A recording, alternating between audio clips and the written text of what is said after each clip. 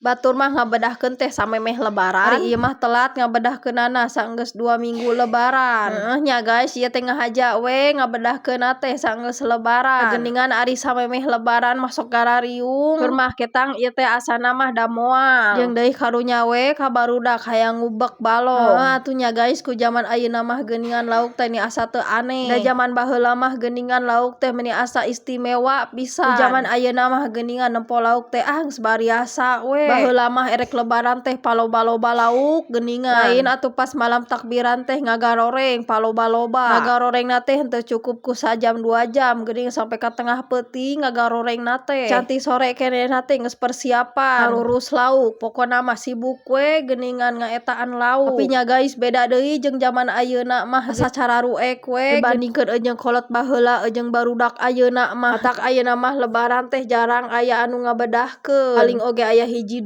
Tapi ketangnya guys, lamun eueuh anu ngebedahkeun sok asa kurang lengkap lamun erek lebaran teh. Beda we suasanana teh asa sepi. Kitu da geus tradisi meureunna. Tuh nya guys, ieu oge asana mah si mamah teh moal ngabedahkeun ngan ieu we geuningan budak teh keukeuh hayang we ngabedahkeun. Meureunnan meungpeung keur mudik we, meungpeung keur aya di lembur. Da meureunnan di Madura mah erek ngubek balong di mana. Matak ieu teh keukeuh we ka emakna teh hayu mah urang ngabedahkeun. Keur mah budak kembaran abi mah niresep pisan eta teh caina teh. Oge ning dihayukeun ku emakna teh geus teu sabar. Cicing we ti isu keneh oge di balong. Balong karek di saatan oge eta teh geus muih we. Singkat caritana ieu teh geus bebeunangan we laukna teh. Tuluy we di dieu teh si mamah teh babagi.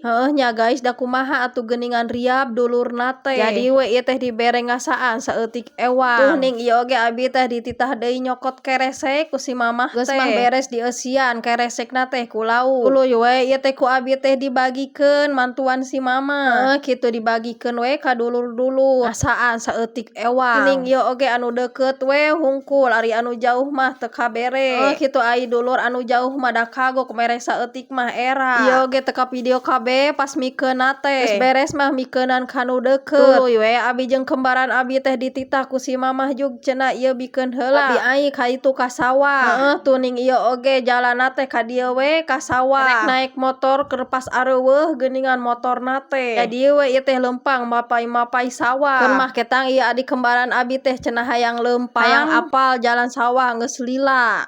Atuh uyuhan meureunnan geus taun-taun. Ara ka dieu deui. Matak sumanget leumpang oge da hayang apal deui ka daerah dieu. Tuh ning ieu oge balikna mah ka jalan gede we ieu teh. Teu jalan sawah deui.